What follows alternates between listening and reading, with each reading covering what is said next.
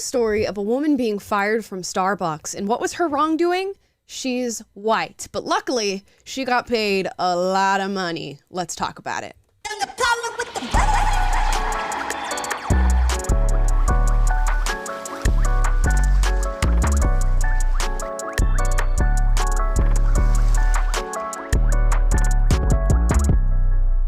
All right, and welcome to the show, guys. Happy Wednesday. I'm rocking my glasses today. We have not 2 eyes, but 4.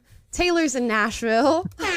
2 more eyes over here. How's it going?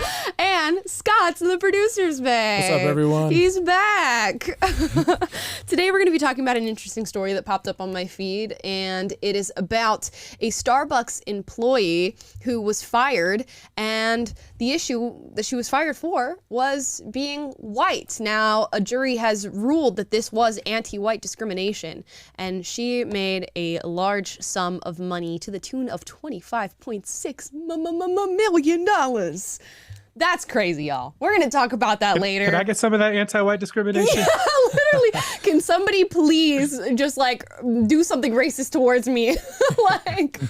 I wish this would happen to me if you can get $25.6 million. Anyways, let's get into the story here. So, in April 2018, 2 black men entered a Starbucks shop in a Rittenhouse Square neighborhood of Philadelphia for a business meeting with a white man who had not yet arrived. While they waited and before ordering, one of the 2 asked to use the bathroom. He was refused. Eventually, they were asked to leave. When they did not, an employee called the police. The subsequent arrest, captured in videos viewed millions of times online, prompted accusations of racism, protests, and boycott threats. The company's chief executive apologized publicly, describing the way the men had been treated as reprehensible. Starbucks took the extraordinary step of temporarily closing 8,000 stores to teach their workers about racial bias. So they clearly didn't want the bad PR that came from what is more than likely, knowing the history of Starbucks and their long-lived leftist career in politics. This was a fluke incident, but they took it very seriously because of the bad PR. It goes on to say, on Monday, in a surprising twist, a federal jury in New Jersey ordered Starbucks pay $25.6 million to a former regional manager after determining that the company had fired her amid the fallout from the Rittenhouse Square episode because she was white. The jury found that Starbucks had violated the federal civil rights of the former manager, Shannon Phillips, as well as a New Jersey law that prohibits discrimination based on race, awarding her $600,000 in compensatory damages and $25 million in punitive damages. Whoa, wow. That's just so crazy to me. Not that necessarily that she was discriminated against because she's white, because I feel like that is happening more and more in our society. But the fact that you can get this much money, maybe it's because they're trying to make an example of Starbucks. Or, we're just throwing around money pretty frivolously here. I'm trying to think about how I feel about this. I go back and forth on these issues of discrimination. You all know we had Tyler Fisher on the show, who is a white comedian who I believe failed to get representation from an agency or institution. And they told him, basically, it's a hard time out there for white guys right now. And that's the reason we're not going to enter this deal with you. And you can check out that interview.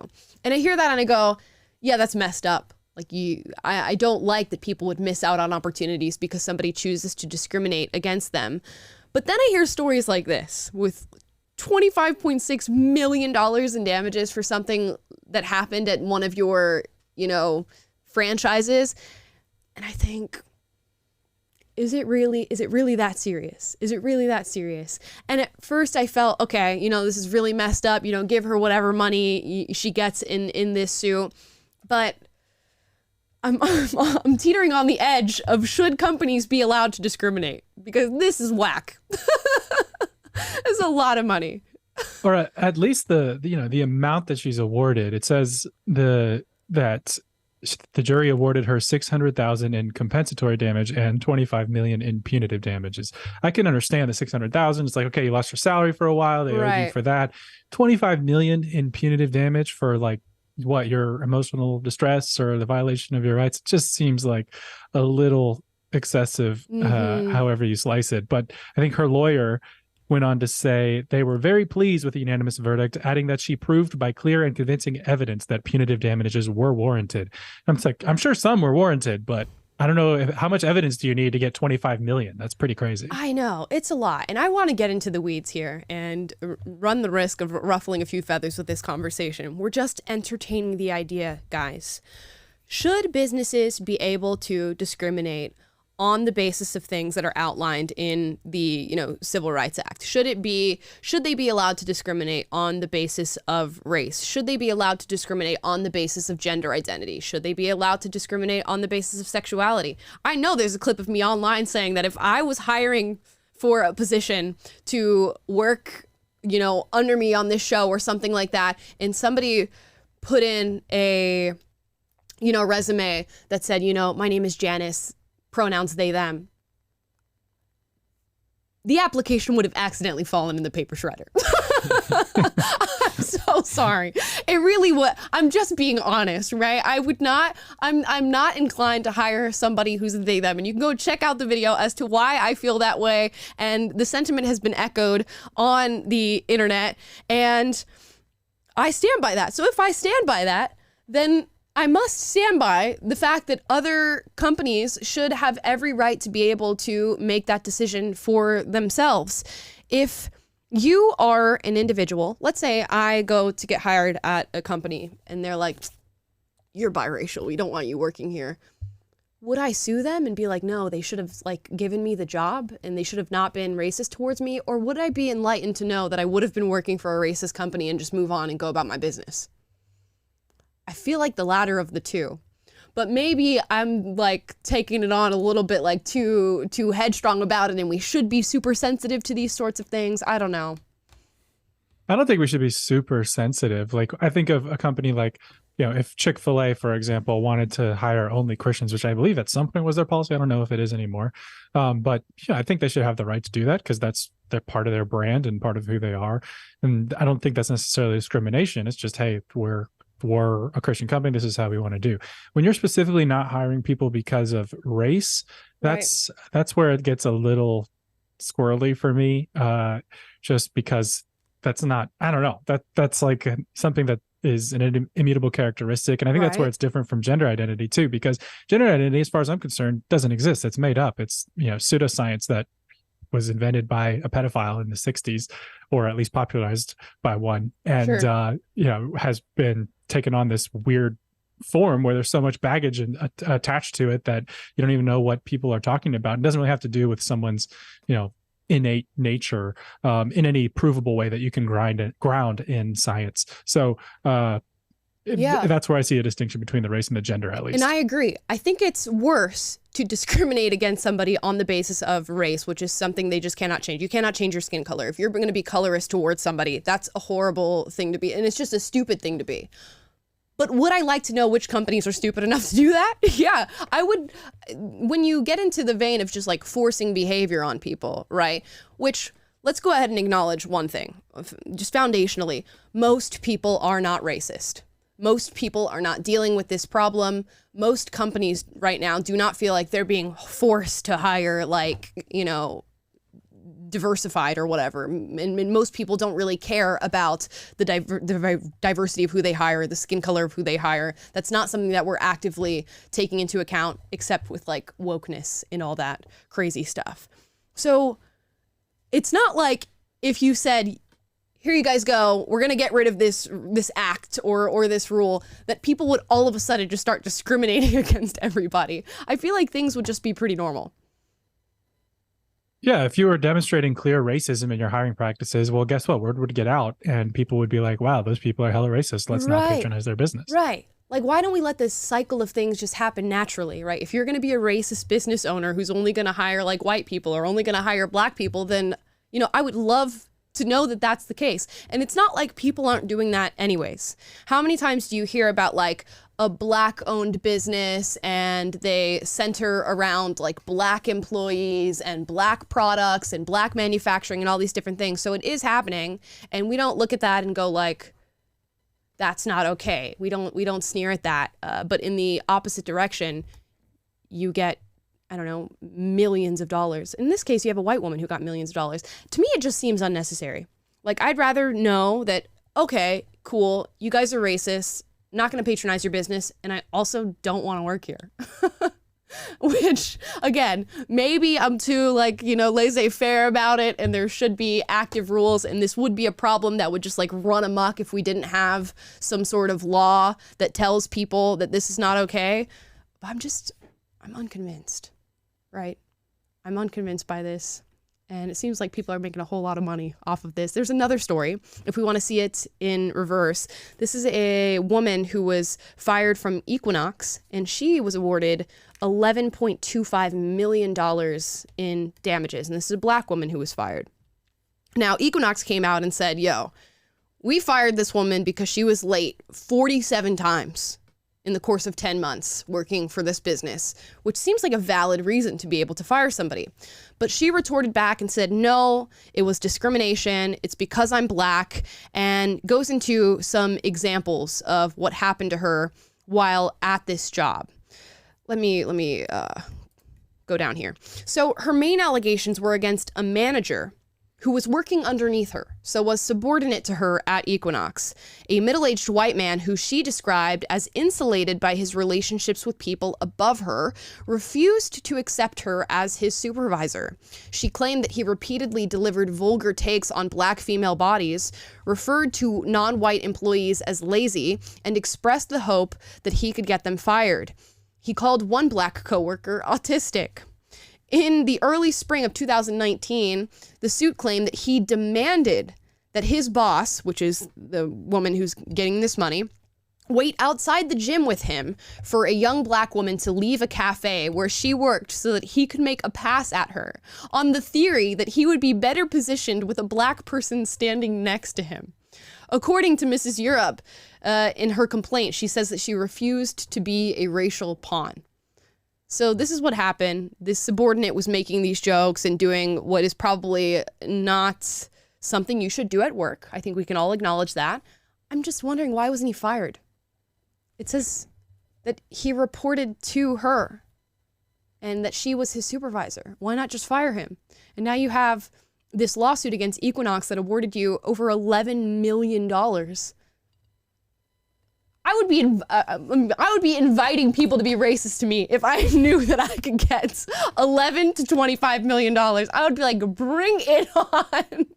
Isn't that what she did though? Like, if she was responsible for, or he reported to her, isn't she the one that's responsible for handling his racism? If you have an employee who's being racist, it's basically your responsibility to confront that and say, hey, that's not cool. Doesn't align with our policies. You're out of here. But did she allow that to go on just so that she could be victimized by this and claim money for it? Right. Exactly. That's the question. I don't know, because it goes on, like she even goes into saying this complaint, the accumulation of these incidents, which we just spoke about, him asking her, can you stand outside of the gym with me so I can hit on this black girl? It'll look better if a black person's standing next to me. And him calling a black coworker autistic and saying that he wouldn't accept her as a supervisor. This was apparently so stressful for her that bulimia that she struggled with through much of her life had worsened. While working there, Miss Europe told me that her condition was bad enough that she began vomiting several times a day and started to throw up blood. She eventually had to enter a treatment program for eating disorders, and her lawyers are tacking this onto the complaint, saying that she deserves punitive damages for what she went through with her eating disorder because the stress that she endured from hearing these jokes and vulgar remarks from a coworker is what induced her bulimia. Y'all, I try to be empathetic here, but BFFR. This is crazy. It sounds like one of those things where, like, you get fired and you're pissed off, so you go to a lawyer and they're like, he's one of those, like, Better Call Saul guys, and he's like, you know what? I can run with that. What else do you got? Like, what other horrible things happen that we can, like, tack on and mix together and say that this caused it, and then we're going to take it to the courts and we're going to get that bag. And she got the bag. A jury said that this is okay and that she was discriminated against and gave her $11.25 million. Now, again, right, when I hear these stories of discrimination on the basis of race, do I think it's okay? No. Do I think it's the right thing to do? No. But I run with that like strong feeling of no, it's not the right thing to do. And I'm thinking, okay, we should legislate this. And every time I bring up these stories to my boyfriend in particular, he's like, why shouldn't they be allowed to do that? And I actively have to like think, okay, why shouldn't somebody be allowed to do it if they are the business owners? They've created the business. It is their choice who they hire. It is their choice who they work with. It is their choice who they terminate. You know, feels like it should be allowed. I would say that especially if it's like a privately run company too, as opposed to a publicly traded company. I think there is a difference between those two. To your point earlier, is like if they created the business, they have that power and that ability to pay the employees that they desire to pay and hire. Yeah. And I feel like this is just another instance of our very litigious society, especially here in the United States. And I feel like this new wave of people being just hurt by words and conflating that with violence is only going to intensify that litigious nature, which is terrible. And I'm trying to think of other instances where, like, an immutable characteristic you would be okay with people discriminating against. If you are starting a business and you're selling golf clubs, okay, which is a predominantly male sport, and you are selling golf clubs in like men's clothes, and you say, for the purpose of this store, I think it's best that we hire male sales associates, and I'm only going to hire male people to work at my business for products that are made for men. Is that discrimination? Is it discrimination if you go, let me try and, you know what, I'll hire a saleswoman. Let's try it out because I haven't hired a saleswoman yet. You hire the saleswoman and you find, maybe she's not as effective, and maybe I think that's because she's a woman and maybe she doesn't play golf and she's not good at, communicating to these men who is my primary demographic. I'm going to fire her. I'm going to terminate her. So sorry, here's your severance package. Go on about your business. Does she then get to say, you discriminated against me based on an immutable characteristic that I cannot change? I need a lawyer to answer that. No, I mean, you're asking about the actual technical. I would say I would vote no. Yeah, because if you have this guy on record and he says, "Oh, well, I'm firing you," it's just the womanness is not working out right now. It's just not working out. She would have grounds to sue, I'm assuming. Which to me, when I hear that, I'm like, that's not right. As a business owner, you should be able to do that. And I don't care if you think it's bad or you don't think it's okay. He has every right as a business owner to do that. Yeah, I just have a lot more sympathy for the first story of the white lady who got fired because she's white. That one is a little bit more like, seemed like she was a sacrificial lamb for PR, right? Even though she was not responsible for it. And the article even says one of her superiors, a black woman, told her to suspend a white manager who oversaw stores in Philadelphia because of allegations that he had engaged in discriminatory conduct, allegations that Miss Phillips said she knew to be untrue. So she resisted firing someone else on the basis of race. And then there was something else where no action was taken against the manager who oversaw the store where this issue happened. And that manager was a black man who Miss Phillips said he had promoted the employee who called the police. So he was complicit in bringing about the whole controversial situation where these two black men were removed from the store. Right. That store manager was not fired because he was black. So, and she was. So that in that case, I'm like, okay, this is just obvious, just racial discrimination. And I think she should be awarded for that. Yeah. I mean, yeah, I would agree. I have to think about it. Oh, I don't know. Yeah, it's tough. Even though I think it's wrong, does she deserve to be rewarded for that?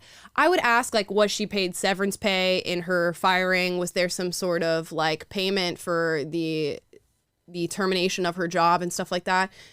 I don't know. I'm just I understand that it's not a good situation to be in and that it wasn't cool that they did it, but does she deserve damages? I don't know.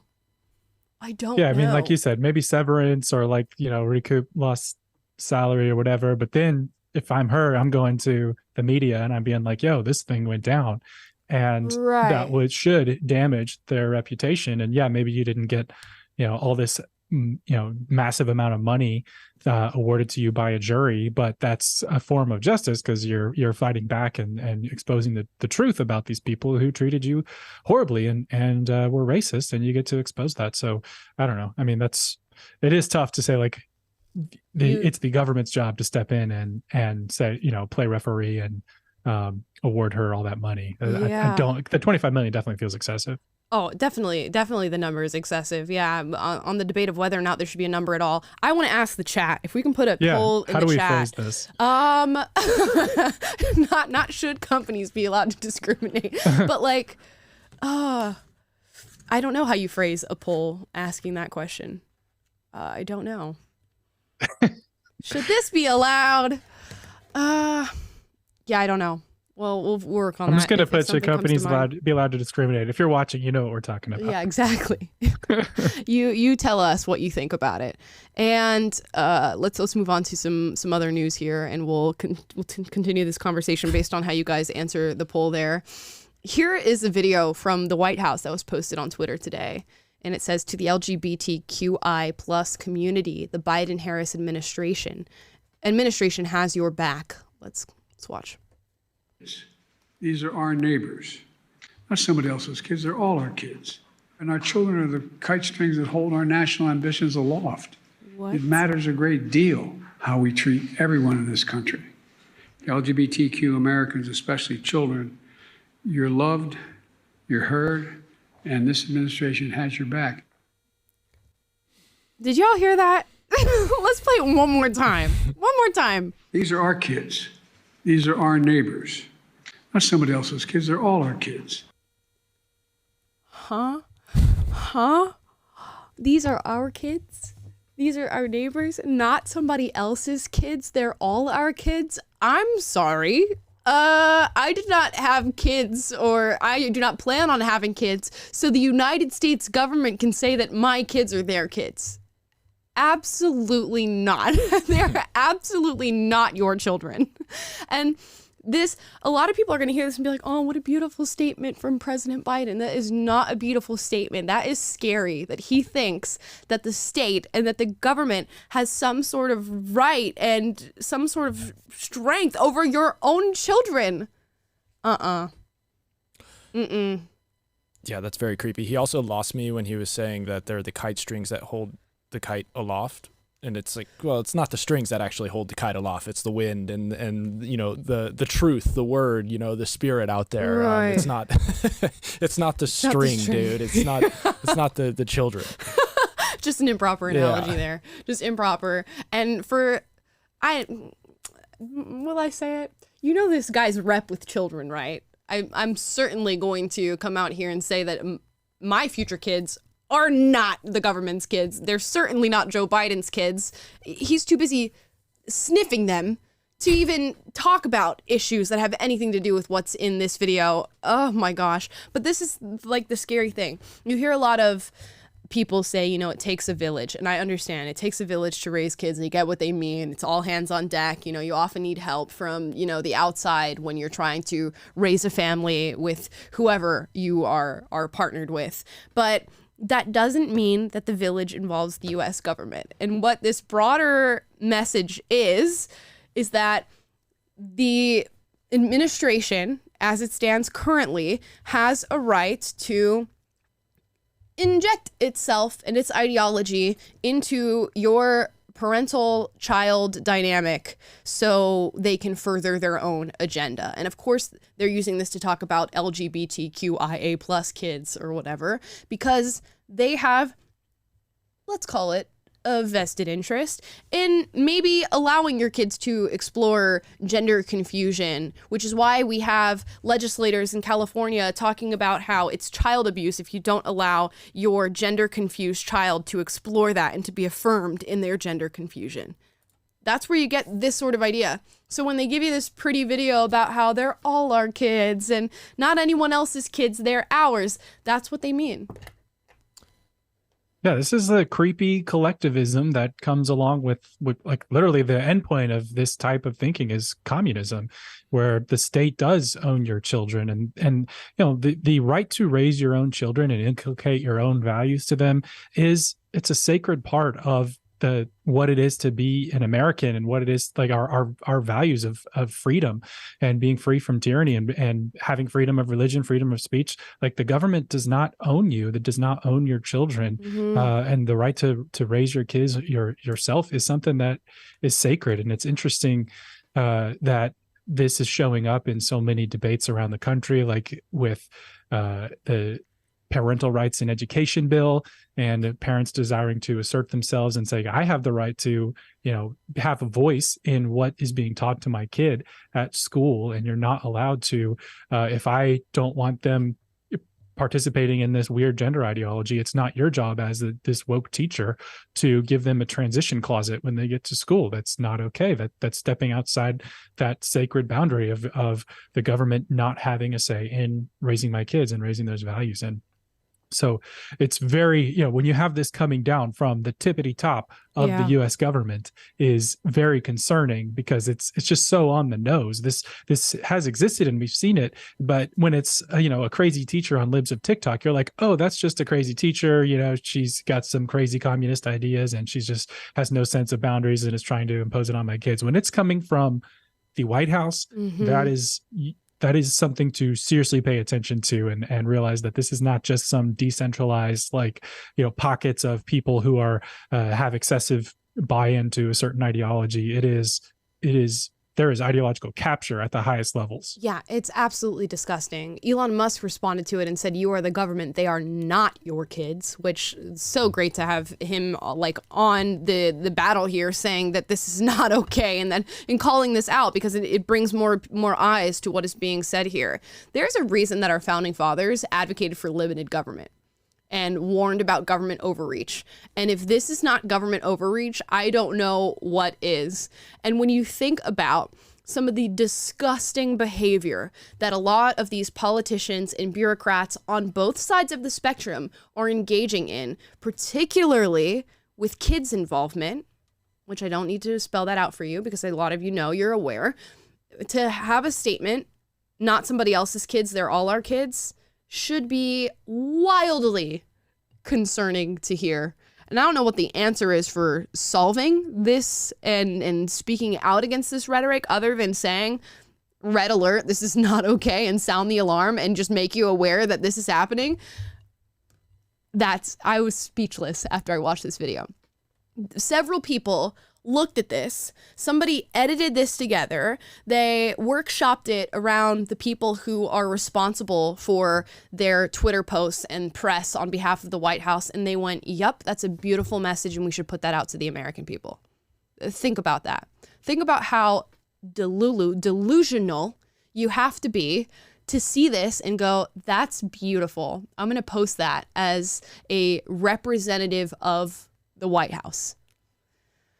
Scary. And then they look at you and call you a conspiracy theorist when you say they're coming after children, and that they are putting children on the front lines of these ideological and political debates. They tell you you're crazy. They tell you you're the one with the tinfoil hat on, as they're actively saying that your kids are not yours, they're ours. I don't have any other words. I don't have any other words. Meanwhile, this is kind of a segue. Ezra Miller, who played the Flash in a movie that is, now coming out, and we know his history. For those of you who don't, Ezra Miller is an actor. He was in, we need to talk about Kevin. He was in the Stanford Prison Experiment. He plays the Flash, of course, which I guess he is most noted for now.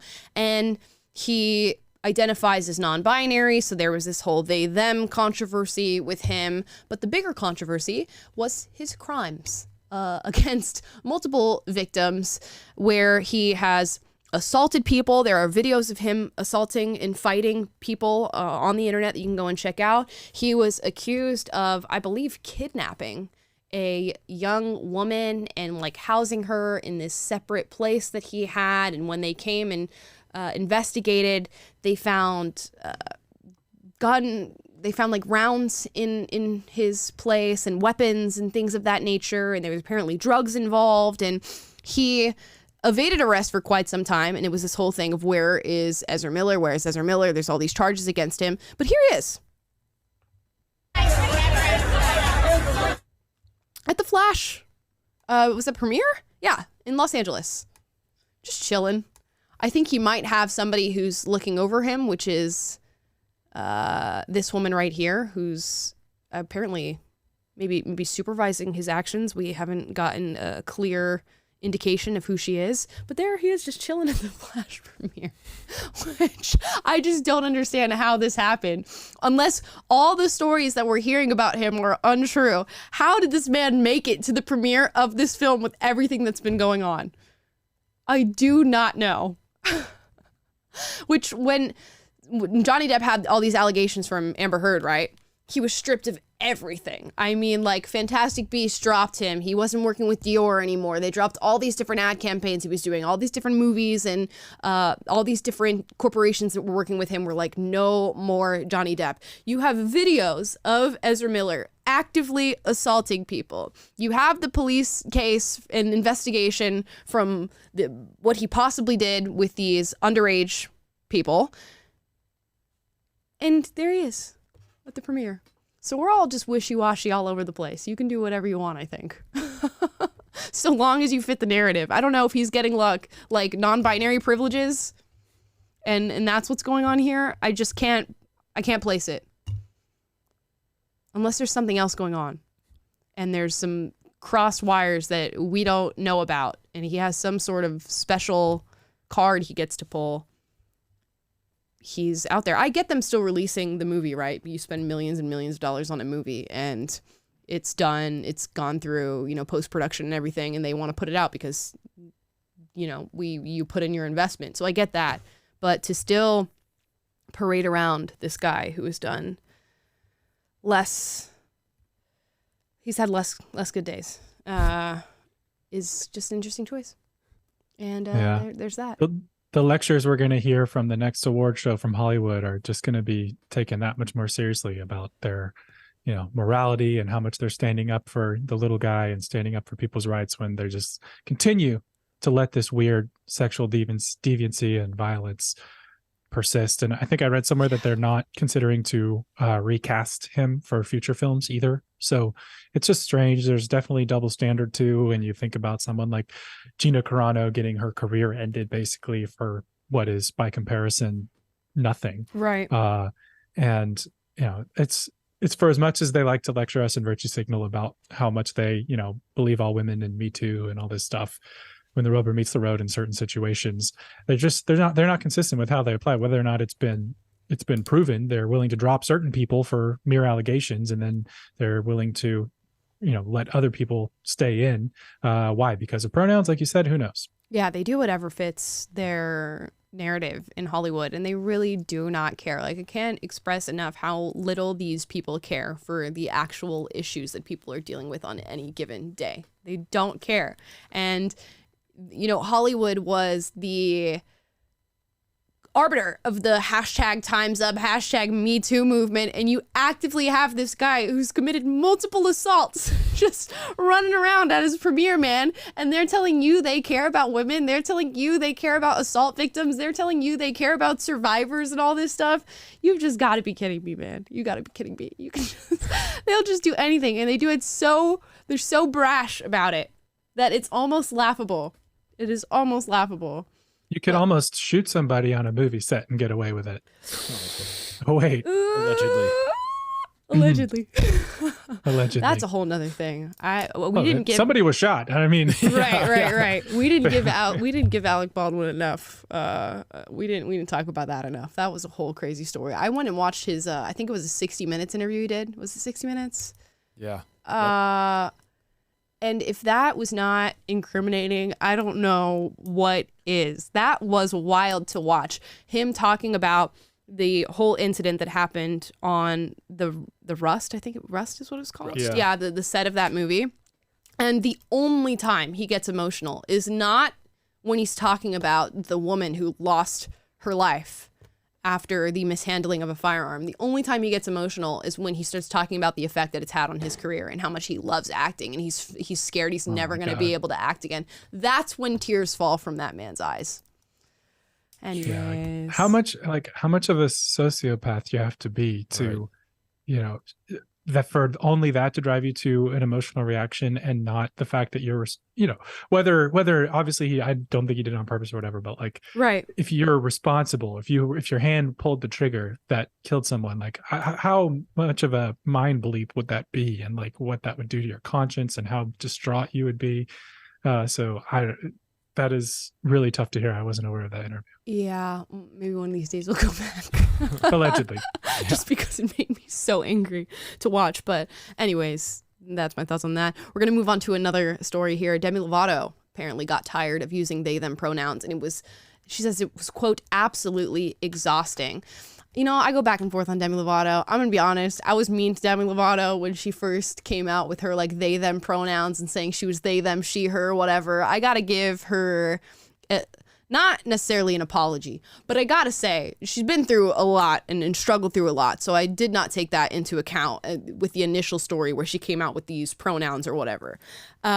So I'm actively acknowledging she's probably been through a lot of stuff that led her down the pathway to be confused about her gender. All of the child star stuff, which we all know has come along with lots of different trauma for all the other actors and actresses who were in the child star space and probably still does to this day.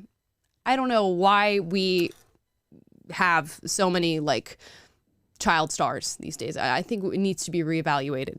But she had all that. She had all the drug issues. She had the thing that happened where she was essentially groomed into dating this older man. So there's a lot of things that give way to gender confusion here, I think.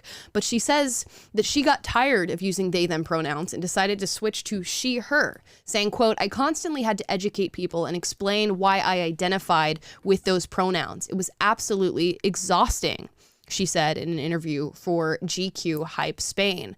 I just got tired, but for that very reason, I know that it's important to continue spreading the word. And she talks about how she faces issues every day in having to use public toilets, having to access the women's bathroom, even though I don't completely identify with it, she explained. So it's kind of similar to what we heard from Bella Ramsey, who you all know from Game of Thrones and The Last of Us.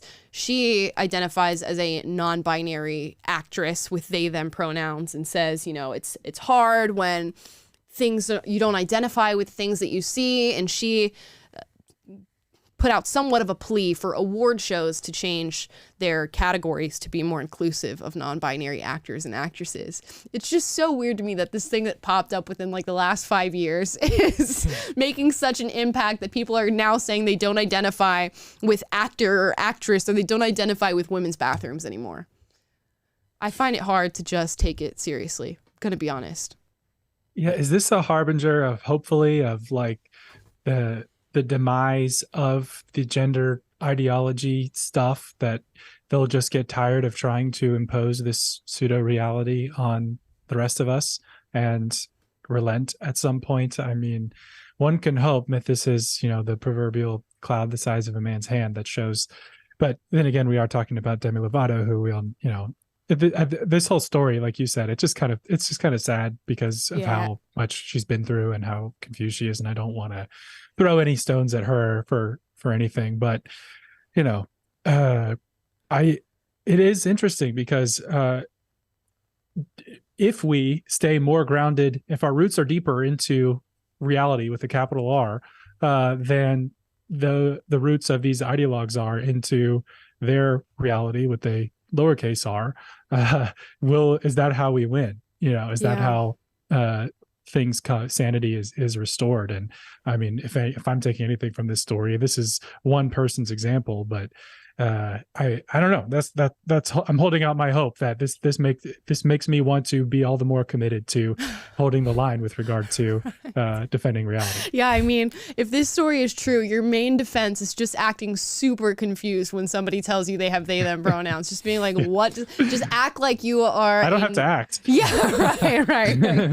Just put yourself in the space of like a 95-year-old with somebody telling you that they have they them pronouns. That has got to be the worst. Imagine telling like an older boomer that you have they them pronouns and having to explain to them. They can barely log into their email and now they want to hear how you have they them pronouns. Absolutely not. I think we had a guy who's 100 years old in the office here recently to tell his story for Stories of Us. He's a Holocaust survivor. Imagine going up to that guy and being like, it's actually they, them.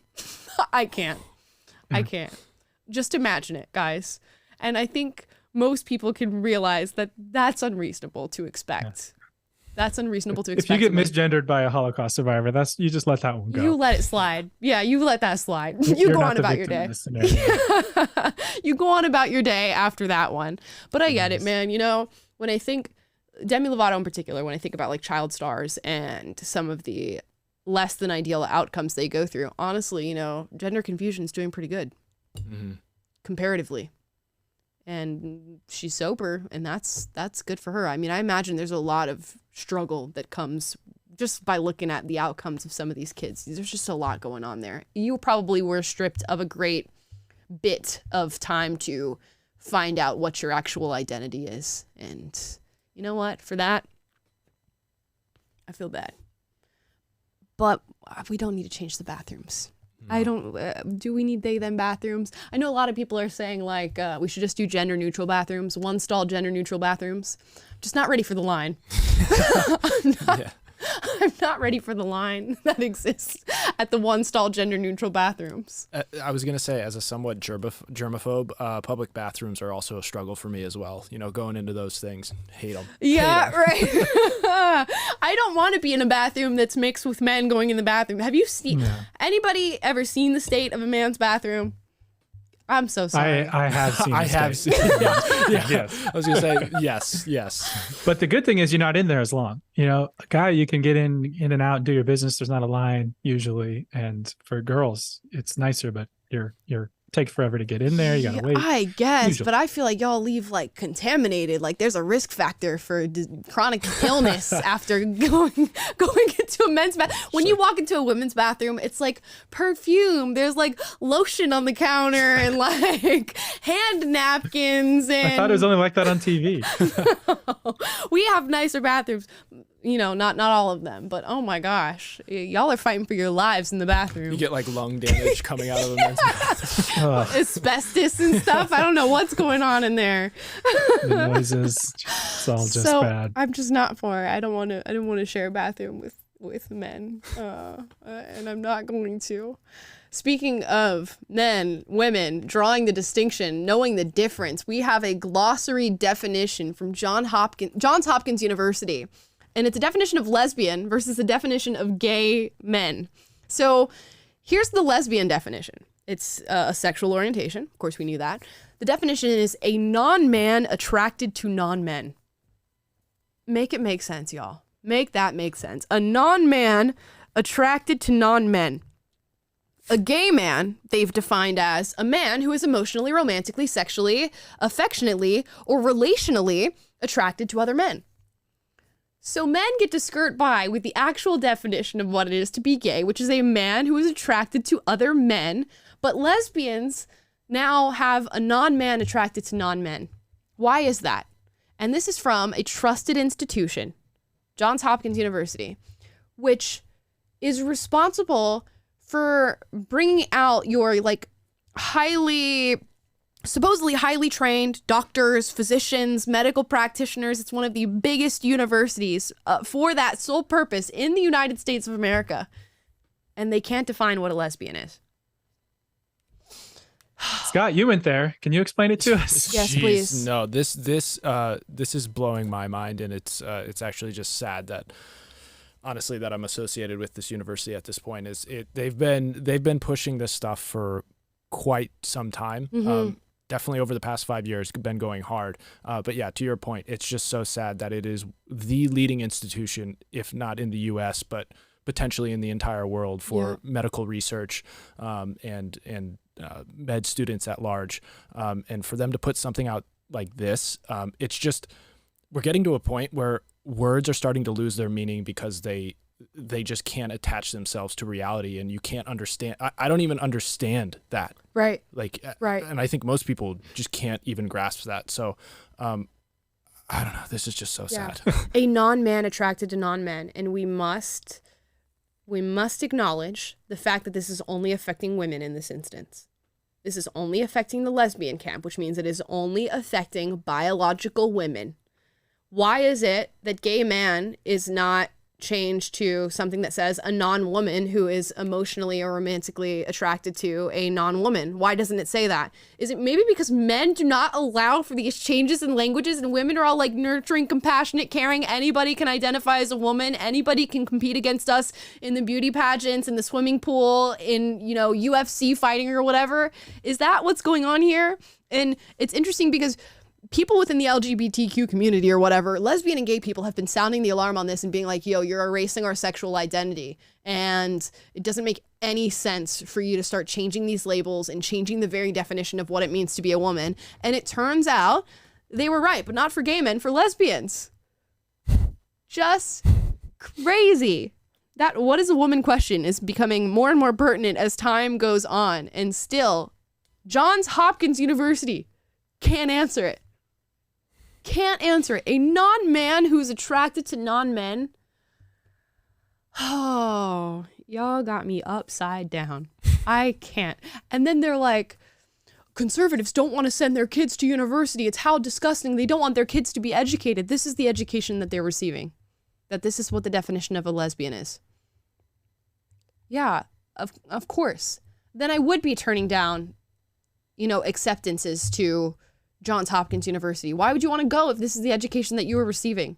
It's just indoctrination, and highly priced indoctrination at this point. Crazy. We're going to get into Superchats, guys. Crazy. Which you guys answered our discrimination question. I think 53% of you said that no, they should not be allowed to discriminate. And then I think around 30% of you said yes, they should. And 15 or so percent of you, that doesn't add up. 15 to 20% of you said you don't know how you feel about the discrimination question. So most of you disagreed with me, but that's okay.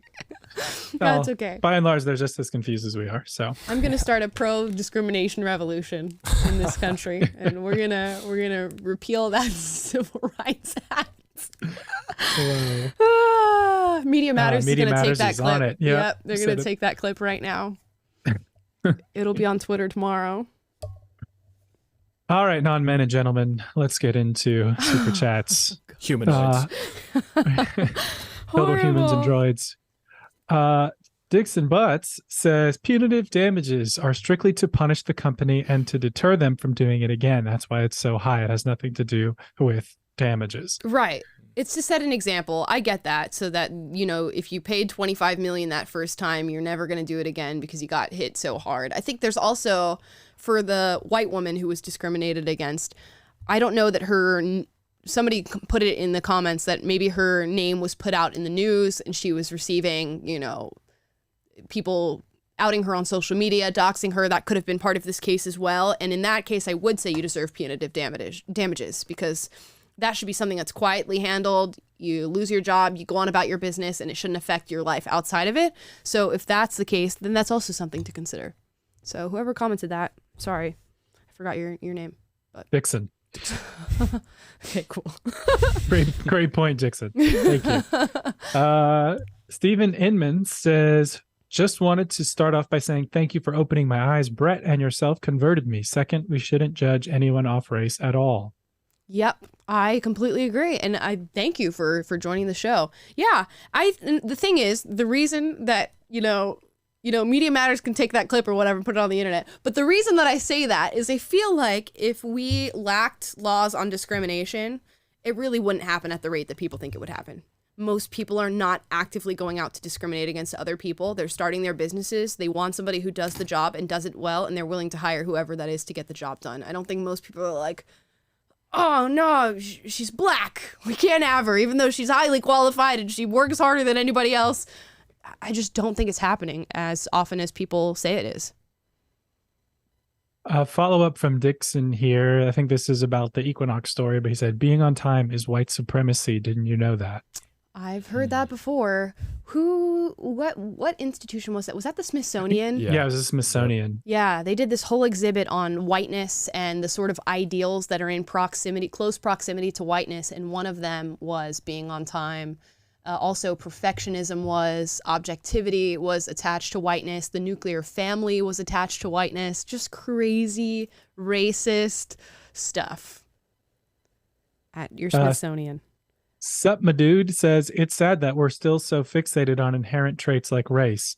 Judge one negatively only by thy's bad behavior and their liking of the 1975.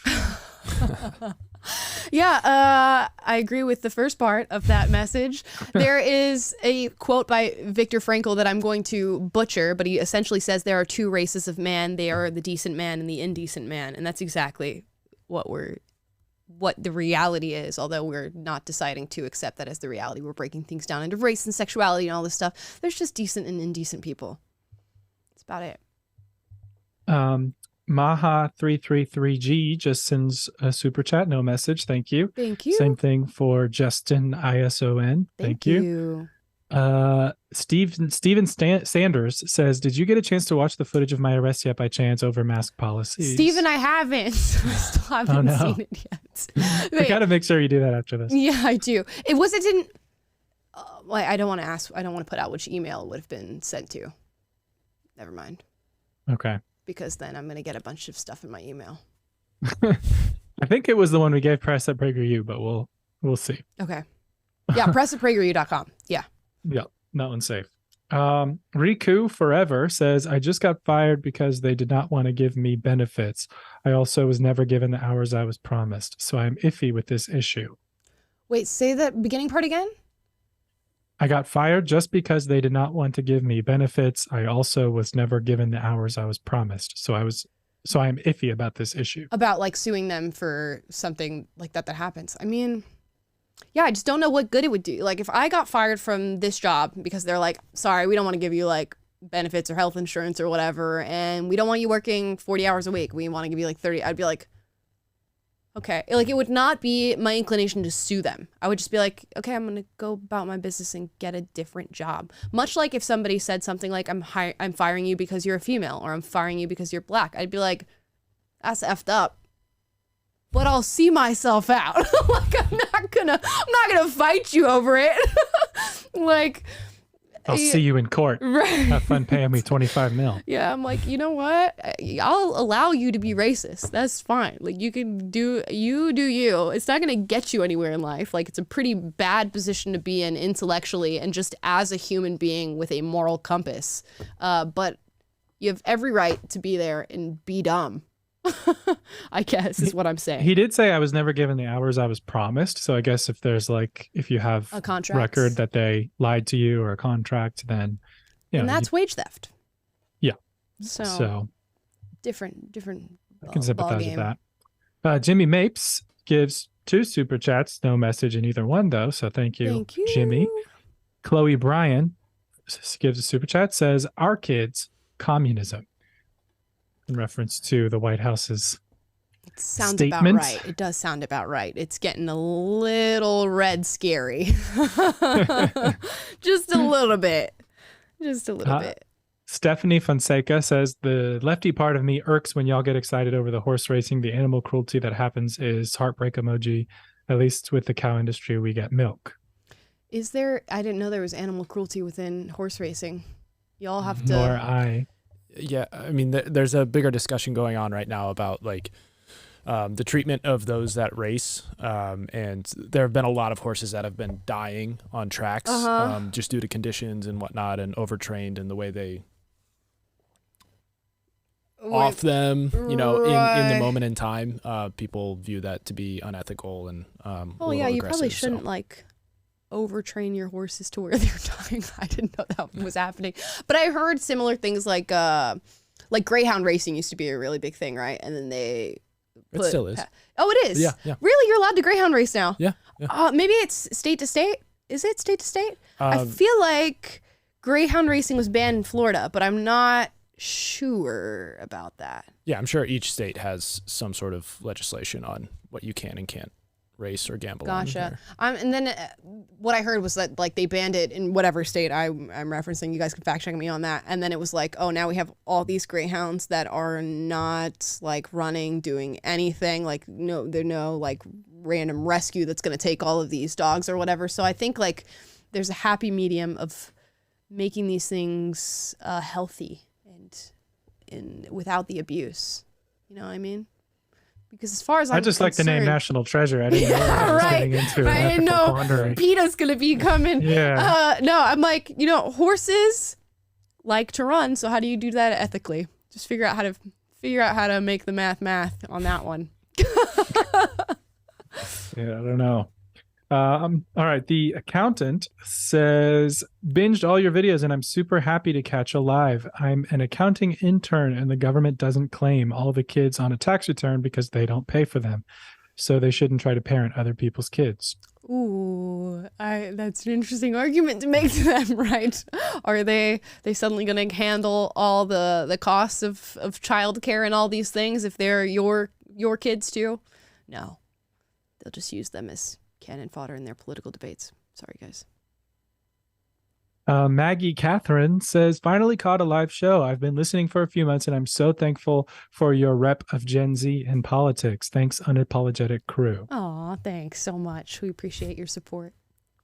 Scott and I are holding it down for the millennials. Carlos Cata says, we all discriminate constantly with whom we associate, make friends, life partners.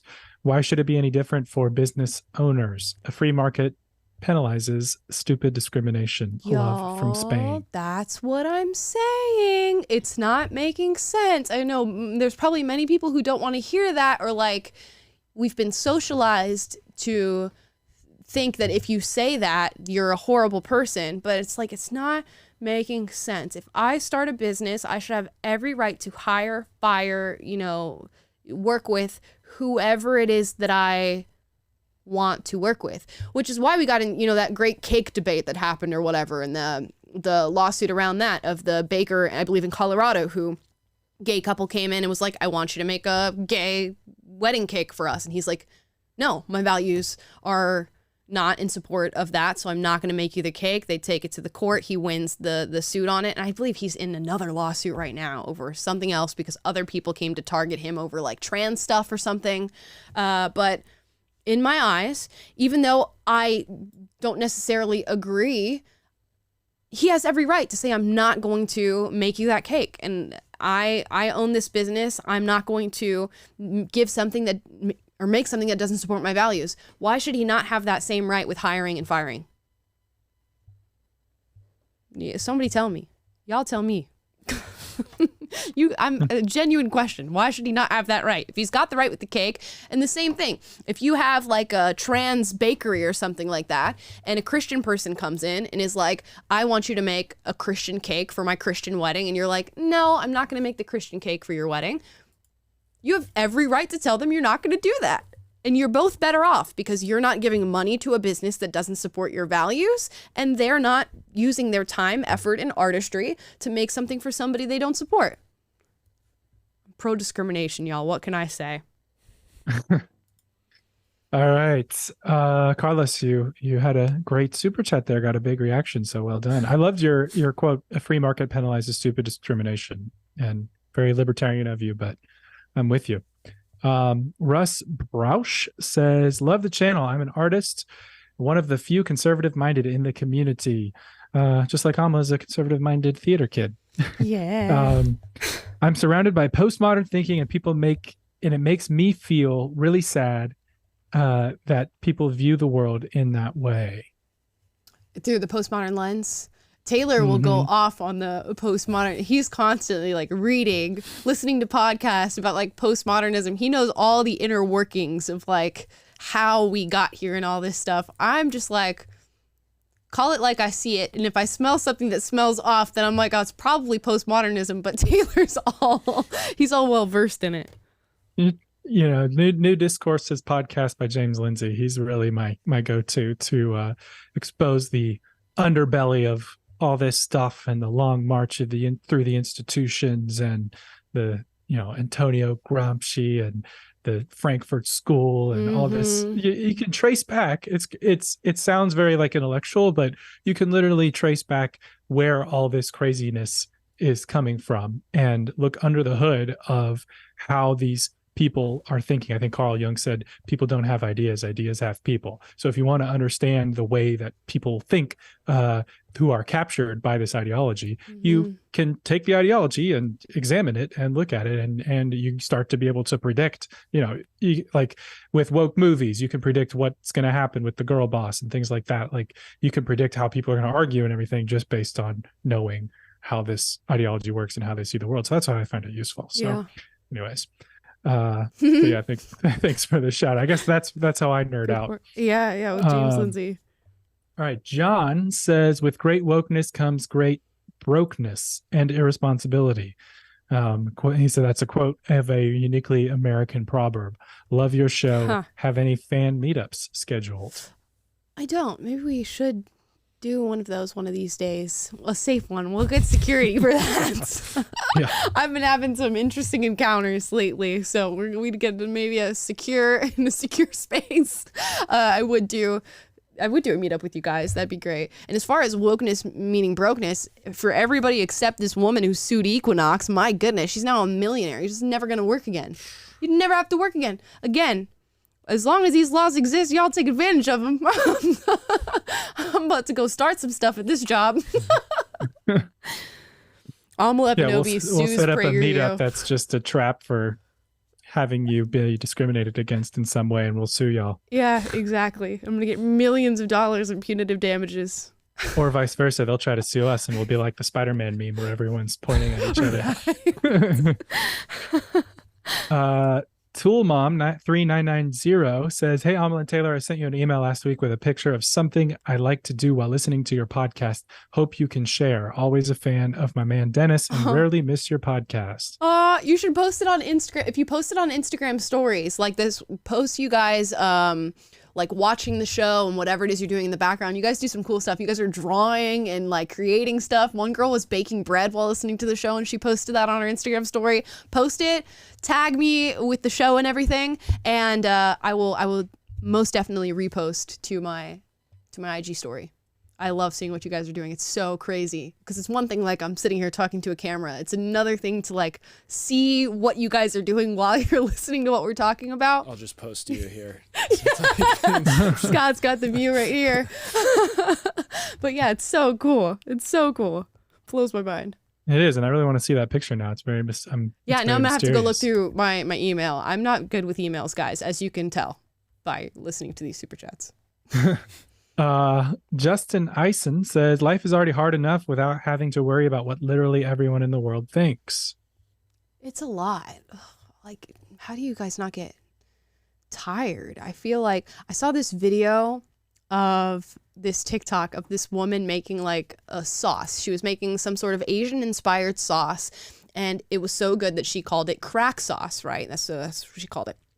This like guy stitches the video on TikTok and is like, it's actually not called crack sauce, and what you're actually doing is appropriating the sauce from Asian culture, and by calling it crack, you're also disenfranchising people who are addicted to a drug known as crack. It's just like, I can't. How do you have the energy? How do you have the energy to be this offended by a lady who like made a sauce and just posted it on the internet? Didn't you send me one of it was like a hot comb or something? A white lady was like combing her hair with this comb that she didn't know existed. And... Don't get me started. Yeah. I almost thought about making a whole video about this because it just irked me so bad. This white girl gets on TikTok, right? And she's using a hot comb. For those of you who don't know what a hot comb is, it is essentially a comb that heats up in order for you to straighten your hair, and you can drag the comb through your hair. Now, back in the day, hot combs were like these metal combs that you could put on the stove, and black people would put them on the stove and use them to straighten their hair, get, nice pressed hair or whatever. This girl goes to the store, a white girl. She buys a hot comb, and it's just one that you like plug into the wall, you can use on your hair. She starts using it for her hair. She calls it something different other than a hot comb, and all these people start freaking out on her. How dare you use that? How dare you call it a hot comb? It was invented by like this black woman or whatever. And then she researches it and is like, actually, there's evidence to suggest that the hot comb was invented by this French man. Not that it matters who it was invented by, right? Not that it truly even matters. but it sent the internet into this whole uproar about a white girl using a hot comb, and I just can't. Let the girl straighten her hair and let her use the hot comb and shut your mouth. It's so crazy. Oh my gosh. You should have just played it and done the reaction here. We could clip it for tomorrow's video. I know. Save Scott some time. Just let her use the hot comb. Wow. Okay. Lisa says the entire animal kingdom is non-man. This means that every insect, amphibian, bird, and mammal except heterosexual women is a lesbian. Oh, I was so confused at first. I was like, but then I got it. Then You're a I got non-man. it. You're a lesbian. That's now. opening up some weird doors that I want to keep closed. This is why you don't mess with language and reality. Yep. There's a reason, Chesterton Spence. There's a reason why it's there. That's why Yeah, you leave now it now I'm alone. thinking it was on purpose that they left out, like, say, humanoid after non-man humanoid or human, Right. like something along those lines. dear. Now I think it was on purpose. It's getting sus. We still need that conspiracy theory soundbite to play whenever we say stuff like that. Tinfoil hat, keep under the table. Yeah, we at need all a times. conspiracy segment. Misunderstood. That's clever. Miss space understood. See what you did there. With the poll in the beginning of the video, I'm really confused at why we have discriminatory laws and diversity laws / quotas, especially considering how people use the diversity stuff. Hi, Taylor. It's making sense. Hi. They say you're not allowed to discriminate on the basis of race while actively asking you to discriminate on the basis of race. I ask that all these laws be repealed immediately.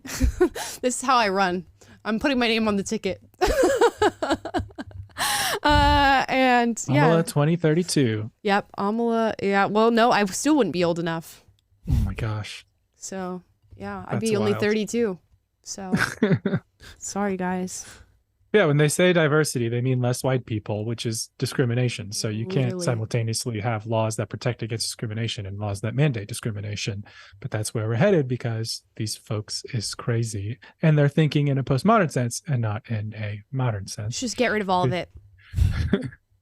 It's complete and total shutdown. Put them all in jail. Yeah, total complete shutdown until we So can figure out what the hell's going on.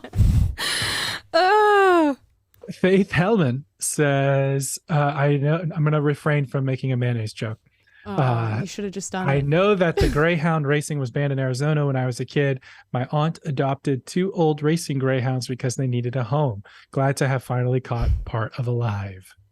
Hey, I just remember my grandfather as a kid, like there was some story about like greyhounds, or it would be brought up and he'd be like, well, Amla, they banned greyhound racing and then they killed all the greyhounds. I'm like, I don't know that that's actually how the story went. I'll have to ask my grandpa about that because he's still hanging out with us. But I just remember that as a kid. So who knows? I'm all Cool for story. making it more ethical. Thank you. Thank you. I'm all for making it more ethical while maybe still allowing the greyhounds to perform their natural function, which is running. It's actually abusive to not let them run. Yeah. So if you can put on money on it and make it ethical, then that's It's more like this power shouldn't to be you. complicated. Let's keep the horses and the greyhounds happy and not like race them to death. Exactly. And let them do their thing and be happy and race and like whatever it takes to make a race where they can be happy. Like let's do that and regulate the shit out of people who are trying to abuse them. Yep. Anyways, Perfect. You're hired. yeah. I'll hold it down in 2028 until you're done. I'm almost old enough to run for president. That's bad. That's scary. Is means it I'm bad?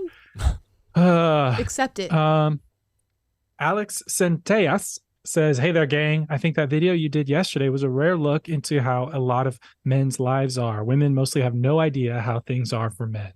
You guys had so many mixed reactions to that video. I was reading through your comments and it was a lot to keep up with. For those of you who don't know, we reacted to a video of a trans man, meaning a biological woman, breaking down over the fact that as a man, he's struggling to build relationships and to make male friendships because it's so much easier as a woman to do those things.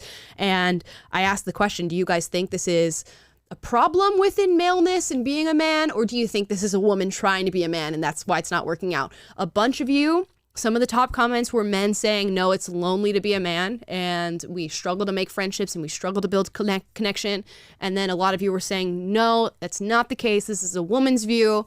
Men just build different types of friendships. So it's been interesting to read through a lot of what you had to say. And as I expected, there was a spectrum of belief on the issue and a lot of different interesting stories. Yeah. Yeah, that was definitely a conversation starter. It was. I'm like, I think that both are true. Like, yes, it is more lonely to be a man, but that's also, men are different from women in how they form friendships, and like the so-called loneliness is like part of taking on the responsibility of being a man. And it's not that you need to be in an emotionally unhealthy way lonely, and that's like men are condemned or doomed to forever to just suffer in loneliness. I don't think that that's necessarily true, or that society's structured to keep it that way. But I do think that men just relate to one another differently and don't require the same type of emotional sharing and talking and stuff that women do to have that sense of shared camaraderie. I don't know. Scott, do you have anything to add? I'm curious if you how you feel about the whole situation. No, I'm along the same lines there. I just think I was trying to think of a synonym to loneliness that wasn't necessarily negatively charged, because I feel like that word, it's people just hear it and they think something like, oh, you're depressed, essentially. And that's not necessarily the same case. They're not apples to apples there. And I think it's more accurate to say something like men are more driven as individuals and like aren't solitary. Yeah, solitary. In their nature, and I think that's an aspect of it. So, I would just try and remove the loneliness aspect. I mean, to your point, like men, they just have different ways of communicating with one another, and there's the competition level that exists among all men, and it's always an element of any sort of relationship. But that's how you go about displaying that or managing that and reconciling that among the relationship that you're either building or trying to form.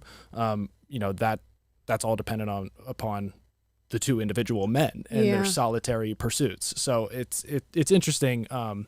That was an interesting video yesterday. Yeah, it sparked a lot. It's just, and it's going to be so situational too. So you never know. You never know.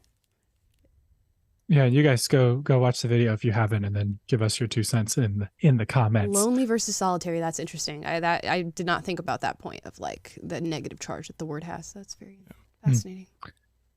Abby Chai says, I'm 37 weeks pregnant with my first baby. Congratulations. And if the government ever tells me she's everyone's baby, I will be expecting child support from everyone. What the heck? Yeah, I know. It's going to be like, don't do that, daddy government. We don't want you. Then who knows what that comes on. That's a whole different contract. If they start paying for everything for your kids, they're going to expect a whole lot attached in return. Yeah. Which, put my tinfoil hat back on. We need an actual tinfoil hat. I'm gonna make one, and I'm just gonna put it on when we're talking about these things. I read a story, and I haven't confirmed this yet, that JP Morgan just paid out a $290 million settlement to this whole Epstein case and victims and things like this, because they were aware of what was going on. And have you heard that in the news? Have you heard that reported anywhere? Are you turning on the news and hearing about this $290 million settlement? No, you're not. So other things are going on. There's a lot. And the government does not own your children, because Lord knows what they would do if they did. Just insane. Disgusting. And that effectively means they were willing to pay $290 million rather than let the truth get out. Yep. Right? Mm-hmm. I have to read more into it. I don't know that I don't know the ins and outs of the settlement itself. Sure. I literally just saw that this had happened recently. So I will read into it and let you guys know. But yeah, that is effectively what it would mean if that's the case. That's all allegedly. Allegedly. It's all alleged. We're speculating. Don't sue us. Oh my gosh. Imagine we get sued by JP Morgan. Yeah, talking about litigious society yeah, here. It's literally all alleged. Don't sue me. Dark Knight says, I messed up the super chat twice. Oh, sorry, man. Keep up the good work, Amelin crew. Maybe next time, LOL. Thank you. I hope we didn't take money from you. I hope you mean messed up as in you couldn't get it through. Yeah, I don't know. Was he the one that gave 2 without a message earlier? I don't remember. But oh, no. Anyways. Okay. We'll read them. Just send us the cheapest ones and we'll read them. Yes, exactly. Not all of you, just Dark Knight. Yeah. Krusty the Sock says, YouTube has so much porn on their own website. Daily Wire and yourself would be able to force YouTube's hand hardcore. I have 2 words. that you put into YouTube search. Okay. Anyways, so And this it will person pop has up. discovered YouTube porn, which I can imagine it's everywhere on yeah. all platforms. The issue is they don't care. Like if the Daily Wire was like, we found this on your site and we found that, like just like with what happened at the Instagram thing, they'll be like, oh yeah, we'll look into that. We'll try to work on that. Yeah, it's a glitch. Oh, I'm so sorry that we're networking and creating a pedophile ring on Instagram. We'll look into that. It's essentially, they don't care.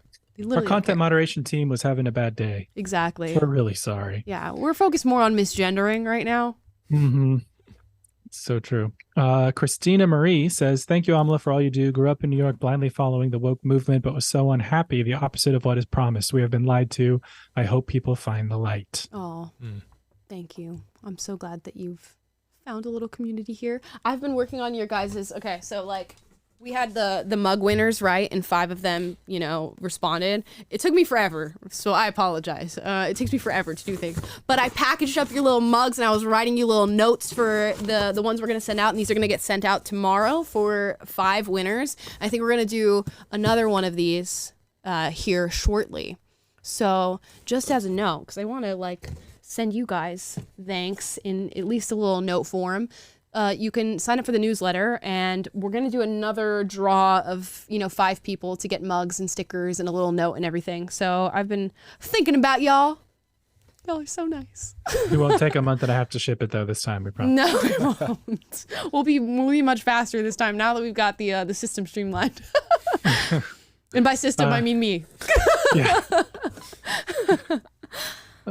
Steven Sanders, I think this is our last one, says, did you see Louder with Crowder had a live feed DDoS attack this morning? DDoS? What does that mean?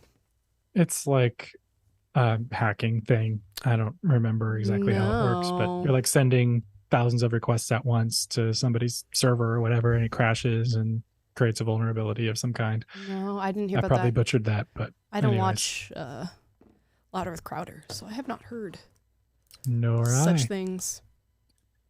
And on that note, we're done with Super Chats. Oh, okay. So What an there we interesting go. note to lead off. Okay. Well, I do have an announcement for you guys. Next week for this show, the live show, Mondays, Wednesdays, and Fridays, we're going to be starting at 1 p.m. Pacific rather than 3 p.m. Pacific. So a little bit of a time change. We're moving it up 2 hours indefinitely. So I just want you guys to know that there will be a time change, and that is not this week, not going to happen on Friday. It's going to happen next week on Monday. So that's the time that we'll be seeing you again. It's going to be 1 p.m. Pacific, 4 p.m. Eastern for those of you on the East Coast, and that'll be the change there. If you'd like to sign up for our email/newsletter, well, you'll get updates on PragerU content, my content, plus a little blurb from me every Friday about what's going on in my life. You can sign up by going to the link in the description down below. Plus, you might get a little package with an unapologetic mug, a little note from me, and some stickers. And we're going to pick 5 of you to send that to. And we'll do that. We'll do another draw of that. So you can sign up by going to the link in the description down below. Also, if you want to just join a community without the email and all that stuff, you can join our Discord. Or unless, does Discord ask you for your email? JK, Discord asks for your email as well. Never mind. So you guys don't check your email anyways. I know you. Okay. Just to verify, and then you're in. I know. Half of you didn't check your email when we were trying to send you the mugs. So this happens. So sign up with your email on our Discord, and you can join our community of like-minded individuals. Go debate people, send pictures of your dog, the food you're making, whatever, and just have good conversations outside of the show here. That's all I got for you today. We're going to see you tomorrow with a new video. And that'll be that. Have a nice night. Bye, guys.